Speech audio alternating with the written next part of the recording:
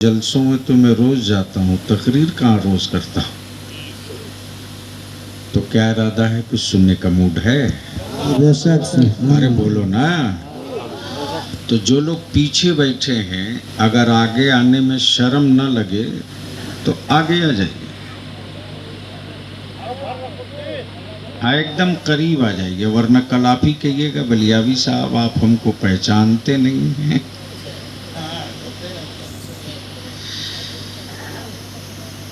आगे आ जाइए, आगे भी कुर्सियां हैं।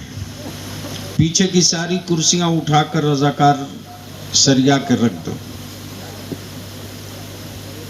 हाँ, वैसे भी जहां क्राइसिस है वहां है नहीं, और जहां इतनी फेंकी पड़ी है।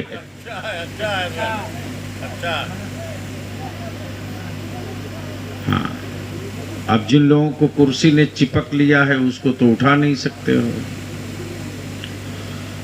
तो अब सुनने का मूड है तो एक बार बावाज़े बुलंद दुरूद शरीफ पढ़ लीजिए।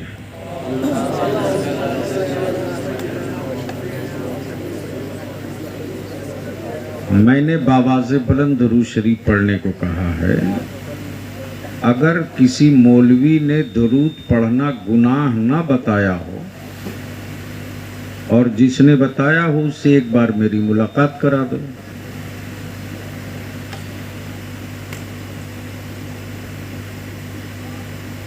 जिसके अकीदे में दुरूद इबादत है, उनसे गुजारिश है कि बावाज़े बुलंद दुरूद शरीफ पढ़ लीजिए। अल्लाहुम्मा सल्ली अला सय्यदिना मौलाना मुहम्मदिन बारिक व सल्लिम सल्लु अलैहि सलातुम व सलामुन अलैका या रसूल अल्लाह। उलमाए किराम की तवज्जो चाहो। अल्लामा इस्माइल साहब तशरीफ रखते हैं, माशाअल्लाह। जमात अहले सुन्नत के पुराने उलमा में इस वक्त 2 मेंबर शरीफ पर तशरीफ फरमा है। हुजूर हाफिज मिल्लत के शागिर्दों में एक से एक आफताब महताब निकले। उन्हीं में एक सितारा फाजिल गिरामी हजरत अल्लामा मौलाना सिबगतुल्लाह साहब काफ़ी अरसे के बाद शर्फ नियाज हासिल हुआ, और दूसरे मुहिब्बे गिरामी फाजिल गिरामी हजरत अल्लामा मौलाना इस्माइल साहब बलियावी, गरचे लिखते नहीं हैं। उलमाए किराम का एक बड़ा मजबूत और बहुत जिम्मेदार काफिला है। बस 2-3 पॉइंट की गुफ्तगू समाप्त करना, और अगर स्टेज वाले बोलेंगे तो आप भी बोल लीजिएगा, और ये नहीं बोलेंगे तो इन्ना लिल्ला जरूर पढ़ लीजिएगा। इसलिए कि इन्ना लिल्लाहि व इन्ना इलैहि राजिऊन सिर्फ मैयत की खबर सुनकर पढ़ने के लिए नहीं उतरे, बल्कि हर मुसीबत की घड़ी में इसकी तिलावत करो। तो इससे बड़ी मुसीबत क्या होगी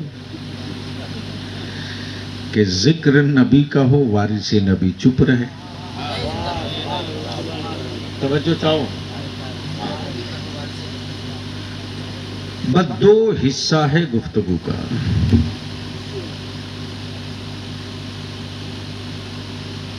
अल्लाह ने दुनिया बना दी, आसमान बना दिया, जमीन बना दी, अर्श बना दिया, लौह बना दिया, कलम बना दिया, इंसान बना दिया, जिन्नात बना दिया, समंदर, दरिया, पेड़, आबशार सब बना दिया। किताब की क्या जरूरत थी? अगर जिम्मेदार लोग बैठे, अल्लामा कमरुद्दीन साहब पीछे खाए बैठ गए भैया। नहीं, आपकी सादगी जो है ना, अब आज की नई नस्ल आपको थोड़ी पहचानती है। नई नस्ल तो रंगीन जुब्बा ढूंढती है, और अमामा का तुर्रा कम से कम 1.5 फीट ऊंचा हो, किताब की क्या जरूरत थी, बस जहन में रखो। इजाजत है स्टेज वाले, सब बनना था बन गया, किताब की क्या जरूरत थी। और वो भी एक दो नहीं, कई किताबें हैं। ये बोलने की जगह है आपके। अगर निकाह टूटने का डर नहीं है तो बोल दीजिए सुभान अल्लाह, सुभान अल्लाह। और माइक और भी किसी के पास है क्या? कहाँ है नीचे? अमा जब बलियावी हाउस में खड़ा होता है तो बड़े बड़े सीने वाले नहीं खड़ा होते। तू कैसे हिम्मत कर लिया? मेरे घर का आदमी होकर उसको बंद करो। एक बार मोहब्बत से बोल दीजिए सुभान अल्लाह, सुभान अल्लाह। एक बार धीरे से बोलिएगा सुभान अल्लाह। मैं क्या कह रहा था?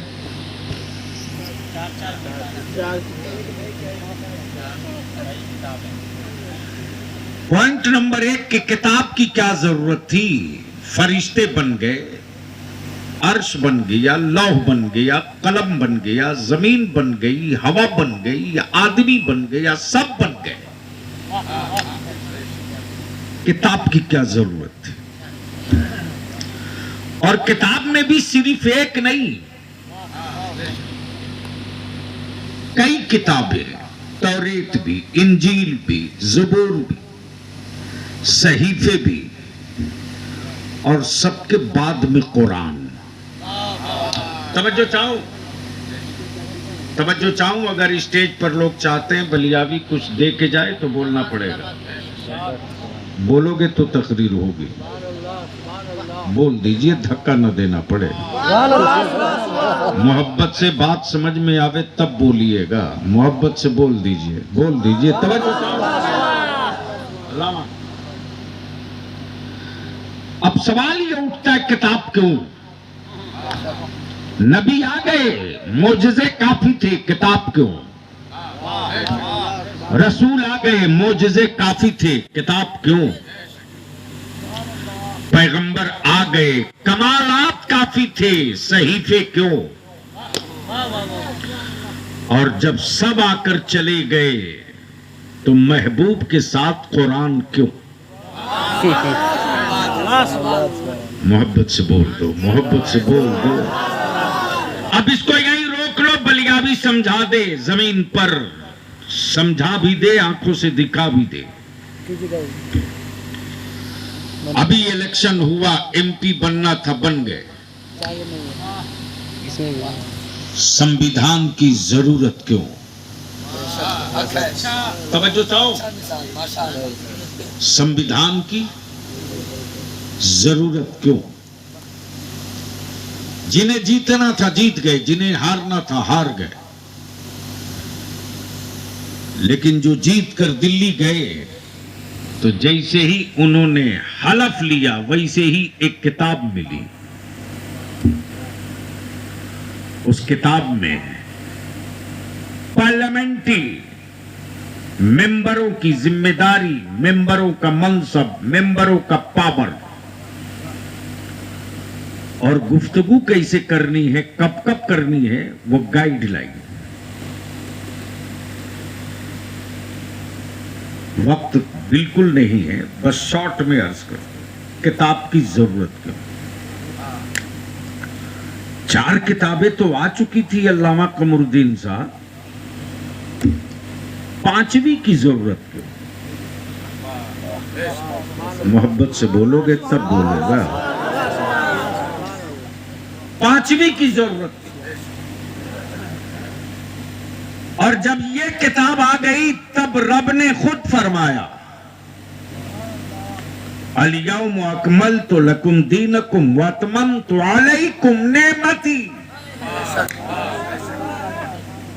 दीन मुकम्मल, शरीयत फाइनल। जिसे हराम होना था हो चुका, जिसे हलाल होना था हो चुका। अब न कोई मौलवी और मुल्ला किसी को ये पावर इख्तियार नहीं कि हराम को हलाल कर दे। किसी पीर किसी फकीर की औकात नहीं कि हराम को कोई हलाल कर दे या हलाल को कोई हराम कर दे। अब तवज्जो चाहिए। तौरेत भी, ज़बूर भी, इंजील भी, पैगंबर भी, रसूल भी, कलीम भी, कलाम भी, खलील भी, आग भी, कब बोलोगे? अरे समझ में आवे तो बोल दो भाई। सफीबुल्ला भी, कलीमुल्ला भी, नजीबुल्ला भी, रूहुल्ला भी, खलीलुल्ला भी और सबके सरदार मोहम्मदुर रसूलुल्लाह भी। अब जहन को यही रोक लो। तौरेत एक पीरियड के लिए है, ज़बूर एक पीरियड के लिए, इंजील एक पीरियड के लिए, एक पीरियड के लिए। जब तक कोई नबी ना आ जाए तब तक के लिए तौरेत, जब तक कोई दूसरा पैगंबर ना आ जाए तब तक के लिए ज़बूर, जब तक कोई और पैगंबर ना आ जाए तब तक के लिए इंजील। लेकिन कुरान ने पहले ही क्लियर कर दिया, दीन मुकम्मल, शरीयत फाइनल, हरामो हलाल की लिस्ट कंप्लीट। और जब महबूब भेजा तो क्या कहा? वमा काना मुहम्मदुन अबा अहदिम मिन रिजालिकुम वलाकिन रसूलुल्लाहि व खातमन नबिय्यीन। ये नबी आखिरी है, किताब आखिरी है। ये रसूल आखिरी है, किताब आखिरी है। ये पैगंबर आखिरी है, कानून आखिरी है। न कोई नबी आएगा, न कोई किताब आएगी, न कोई रसूल आएगा, न कोई सहीफा आएगा, न कोई पैगंबर आएगा, न कोई कलाम आएगा। ये सब आखिरी, ये सब आखिरी। वो ये क्लियर हो गया। नबी कयामत तक के लिए, किताब कयामत तक के लिए। तवज्जो चाहो, नबी कयामत तक के लिए, किताब कयामत तक के लिए। अब कुछ लोगों के जहन में ये कीड़ा काटते रहता है कि आखिर कुरान में है क्या। अब बलियाबी आपके इस मिंबर से पूरी दुनिया को ये पैगाम दे रहा है, कुरान सिर्फ मुसलमान के लिए नहीं आया है, अल्लाह का कलाम सिर्फ मुसलमान के लिए नहीं है, इस्लाम सिर्फ मुसलमान के लिए नहीं है, मुस्तफा की शरीयत सिर्फ मुसलमान के लिए नहीं है, बल्कि अल्लाह का कलाम सारी इंसानियत के लिए है। हाँ, जिसने ईमान लाया वो मुसलमान हो गया, और जो इनकार कर गया वो कुफ्र में आज भी फंसा है, कयामत तक फंसा रहेगा। भैया ये पोजीशन क्लियर हो गई कि कुरान मुसलमानों के लिए नहीं है, इंसानियत के लिए है। अब सवाल ये उठता है कि इस किताब में है क्या क्या? इस किताब में है क्या क्या? तो जाहिर सी बात है, मेरी कौम ने तो बस इतने ही समझा है कि कुरान बस इतने ही के लिए है कि अब्बा के तीजा में पढ़ो, दादा के 40वां में पढ़ो, और जब रूह न निकल रही हो तो जांकनी के वक्त सूरह यासीन पढ़ो, इतने ही। और इससे भी बेसी एक हाथ आगे बढ़ करके, माफ करना सेठो, अगर मदरसे के बच्चे ना होते ना तो शायद किसी के बाप के मरने के बाद पूरा गांव मिलकर एक खत्म कुरान नहीं पढ़ पाता। यह कड़वा सच है, कबूल करना होगा। बोलिए, बात सही है कि गलत है? जोर से बोलिए ना, सही है कि गलत? तो बाप की प्रॉपर्टी आपके नाम, बाप की जमीन जायदाद आपका नाम, बाप के सर्विस और बैलेंस आपके लिए, लेकिन बाप को कब्र में राहत और सुकून पहुंचाने के लिए मदरसे के बच्चे, और उसमें भी आंखें लाल पीली दोनों करके मौलवी और आलिम को सुनना पड़ता है। हमने तो अपने यहां सख्त वसूल बना दिया, कितना बड़ा सेठ हो, तालीम के वक्त कुरान खानी में बच्चे नहीं जाएंगे, मदरसे में पढ़वा लो। एक टाइम फिक्स कर दिया। और आपको भी मदद करनी चाहिए, मदद करनी चाहिए। लेकिन आज के मर्दों से कहीं ज्यादा बेहतर आज भी मेरी कौम की मां बहन बेटी है। एक मर्द से पूछ लीजिए कि रमजान में कै खत्म पढ़े हो, तो शायद पूरे गांव में कोई एक मर्द मिल जाए और कह दे मैंने एक खत्म पूरा कर लिया। बोलो ना, सही है कि गलत है? अरे जोर से बोलो ना, क्यों शर्म आ रही है? जुर्म कियो हो तो कबूल करो। जबकि मर्द को न इफ्तारी बनानी है, न सहरी बनानी है, न बर्तन धोना है, न झाड़ू पोछा करना है, न बच्चे खिलाने हैं। बहुत ताव दिया तो जा करके बाजार से इफ्तार का फल लेके चला आया। बोलो सही बोल रहा हूं कि गलत? अरे जोर से बोलो, सही बोल रहा हूं कि गलत? लेकिन ये मेरी मां बहन बेटियां सारा काम करने के बावजूद, सारा काम करने के बावजूद कम से कम 2 खत्म कुरान शरीफ तो एक रमजान में कर ही लेती है।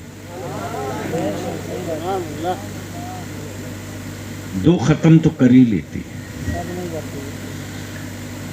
लेकिन यहां तो ढूंढा जाता है कि 5 दिन की तरावी कहां हो रही है।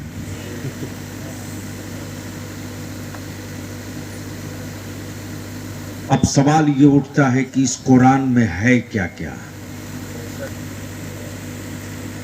तो अगर बितफसील गुफ्तगू की जाए तो कई घंटे लगेंगे, लेकिन सिर्फ सूरह फातिहा तो दूर की बात, बिस्मिल्लाह शरीफ की बे में क्या है? जिंदगी नहीं, सारा समंदर सूख जाएगा। लिखने वाले लिख के थक के मर जाएंगे, लेकिन बिस्मिल्लाह की बे की तशरीह नहीं लिखी जा सकती। अब यहीं रुक जाइए। मदरसे में बच्चे किनके आते हैं? गरीबों के, मजदूरों के। शायद 100 में किसी एक मीडियम क्लास या किसी एक अमीर घर का बेटा 100 में शायद एक आवे, बकिया 99 उसी घर के आते हैं जो बिल्कुल गरीबी रेखा वाले हैं। अब उलमाए किराम की तवज्जो चाहूं इसी नुक्ते पर। मौलाना को बेदार, अरे सर उठाओ, सुनेंगे? अरे बोलिए ना, सुनेंगे? तो एक बार धीरे से बोल दीजिए, या रसूल अल्लाह। तवज्जो चाहूं। मैं क्या कह रहा था, कोई याद दिलाएगा?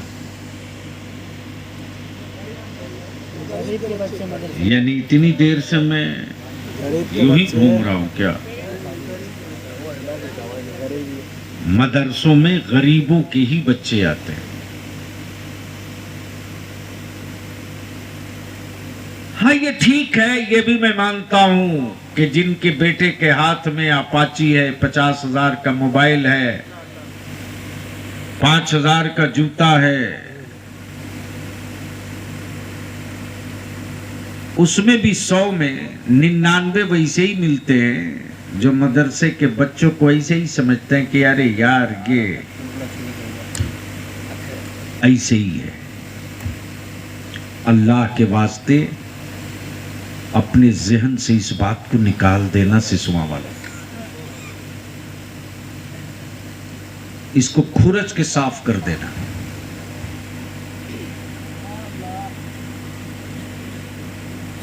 और देखनी है ना तो आंख फाड़ के मुबारकपुर को देख लेना।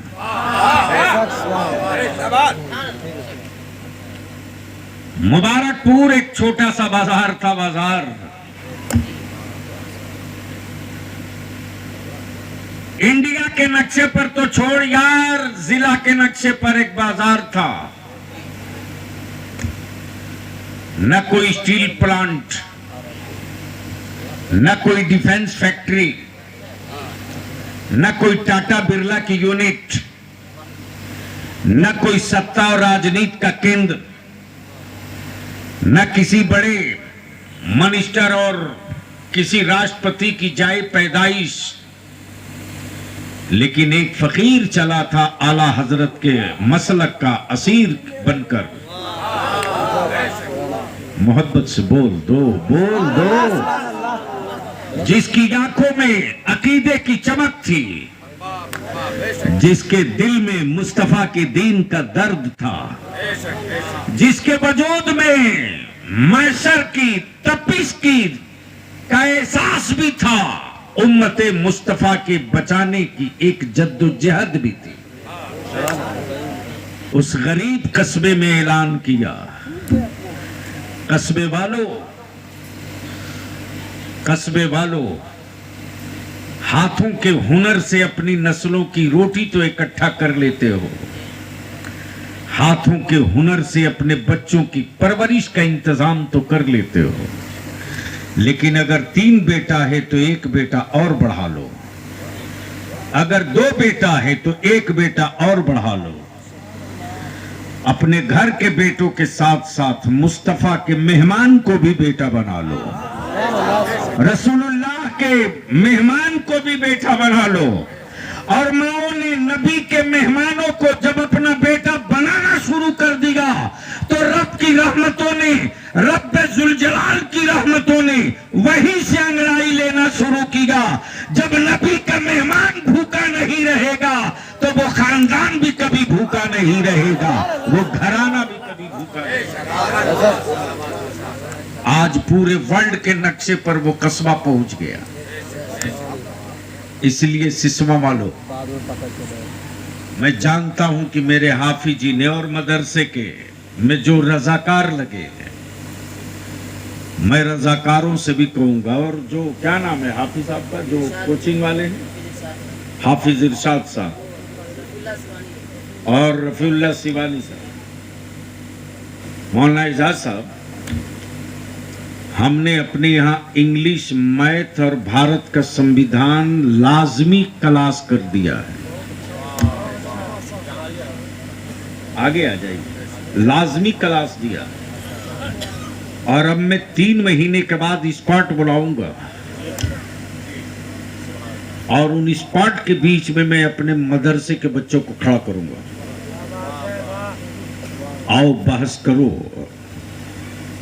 भारत के संविधान के साथ। वक्त और हालात उस मोड़ पर लाकर खड़ा कर दिए हैं कि इस वक्त लाजमी हैसियत हो गया है कि मदरसे से बच्चे जहां एक तरफ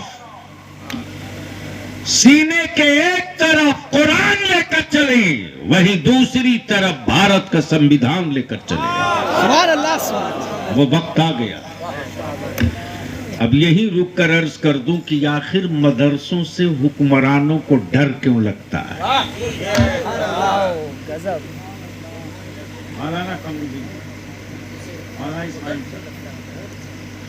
जबकि मालूम है आईबी को, इंटेलिजेंस को, सीबीआई को, होम डिपार्टमेंट को, ईडी को, सबको पता है कि ये चलता है ज़कात के पैसे से, खाते हैं फितरे के पैसे से, जिंदा है सदके के पैसे से, बनता है मुसलमानों के पैसे से। हुकूमत की कोई चवन्नी नहीं लगी, फिर मदरसों से डर क्यों लगता है? बस यही बात पूरी कर दूं, गुफ्तगू मुकम्मल। सुनोगे तो बोलना पड़ेगा। अरे जोर से बोल दो, डरो मत। तो आओ जरा पीछे की तारीख पढ़ो। मदरसों से डर क्यों लगता है? मदरसों से डर क्यों लगता है? मालूम है जो पढ़ रहा है वो गरीब है, जो पढ़ रहा है वो मिस्कीन है, जो पढ़ रहा है वो ज़कात फितरी खैरात पर है, फिर भी डर लगता है। तब तुम्हारे बलियाबी ने एक जुमला कहा था आज से 4 साल पहले, तो पूरे मुल्क में शैतानी खोपड़ी में आग लग गई थी। मैंने यही एक जुमला कह दिया था कि भारत की आजादी का झूमर उस वक्त तक नजर नहीं आया था जब तक मदरसे की चटाई पर बैठने वाले अल्लामा फजल हक खैराबादी ने अंग्रेजों के खिलाफ जिहाद का फतवा नहीं दिया था। सुभान अल्लाह। उसी के बाद एक नई जिंदगी आई है आजादी की जंग में। डर क्यों लगता है? तो याद करो आज जो फलस्तीन की तस्वीर है, यही तस्वीर 1000 साल पहले थी।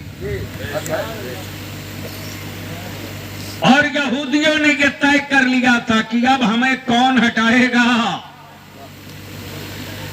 लेकिन बलियावी कहता Saudi, Dubai, Kuwait, Qatar, Abu Dhabi, Dammam रहने वालों,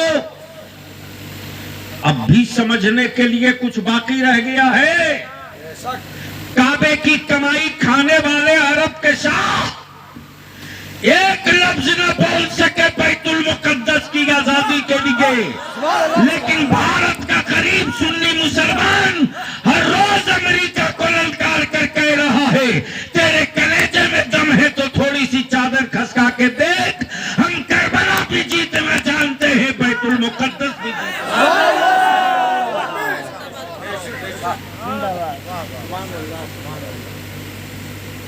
लेकिन आज तक सऊदी के किसी शाह की आवाज नहीं निकली। इस्लामी मुल्क के लेबल लगा करके काबे की कमाई से यहूदियों के रिश्ते करने वालों, तुमसे करोड़ों दर्जा भारत का गरीब ईमान वाला है। 1000 साल पहले मदरसों से डर क्यों लगता? 1000 साल पहले इसी तरह का कब्जा था यहूदियों का बैतुल मुकद्दस पर। और दीवारें गिरिया जहां ये रोते हैं, चीखते हैं, उसी दीवारें गिरिया को इन लोगों ने लोहे की पिलाई हुई दीवार बनाकर कहा था कि अब मुस्तफा के गुलाम यहां नहीं आ सकते। लेकिन मालूम है बैतुल मुकद्दस क्या है? मालूम है? अरे बोलो ना, नहीं मालूम है? 100 में शायद 2 को मालूम हो। ये वही बैतुल मुकद्दस है जो पूरी दुनिया के ईमान वालों का किबले ऊला है। और ये वही बैतुल मुकद्दस है जो शबे मेराज की रात नबी ये रहमत ने उसी मस्जिद नबवी में इमामत की थी और पैगंबरों ने मुस्तफा की इमामत में नमाज अदा की थी। अब ज़हन अब तवज्जो चाहो, जिसका इंतकाल बहुत पहले हो गया हो, साल 200-400 साल पहले नहीं, 40 दिन नहीं, 4 घंटा पहले जिसकी कब्र बनी हो, क्या वो किसी मस्जिद में नमाज पढ़ने जाएगा? अरे बोलो ना, जोर से बोलो। ए बाबू जल्दी कर लो। हाँ, ये भी आप ही जी को दो। तुम्हारी मोहब्बत का शुक्र। गलती से अगर किसी ने, जिसका 2 दिन पहले इंतकाल हुआ हो और ईशा के वक्त वो देख ले मस्जिद में, तो पूरा गांव खाली हो जाएगा कि नहीं हो जाएगा? अरे बोलो ना। कमाल है साहब। कहां गई अकल के टू? अरे कहां गए? मेरे नबी के जिंदा होने के सबूत मांगने वाले ये कहां गए? सदका खोर, ज़कात खोर। सबको मालूम है कि नमाज 50 वक्त की मिली थी। कितने वक्त की? जोर से बोलो। कितने वक्त की? पढ़ते क्या वक्त हैं? तो ये 45 क्यों छोड़ दिए?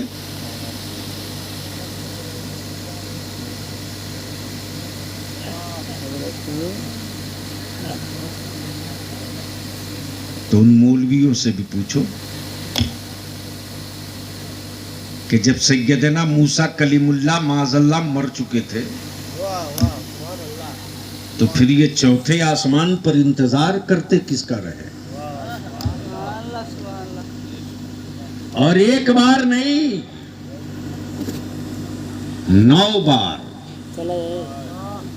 एक बार नहीं, 9 बार। यही है ना कि जब सैयदना मूसा कलीमुल्लाह से मुलाकात हुई तो कलीमुल्लाह ने अर्ज किया, रसूल अल्लाह, रब ने आपको क्या अता किया है? तो आका करीम ने क्या फरमाया? मेरी उम्मत को 50 वक्त की नमाज दिया। यही है ना। सैयदना मूसा कलीमुल्लाह ने क्या कहा? या रसूल अल्लाह, आपकी उम्मत बड़ी कमजोर है, कम कराइए। अब मैं भी सोचते रहा अरशद बाबू, पढ़नी थी नमाज मुस्तफा की उम्मत को, सैयदना मूसा कलीमुल्लाह को इसमें क्या इंटरेस्ट था कि कम कराइए? उनको क्या मफाद इसमें था?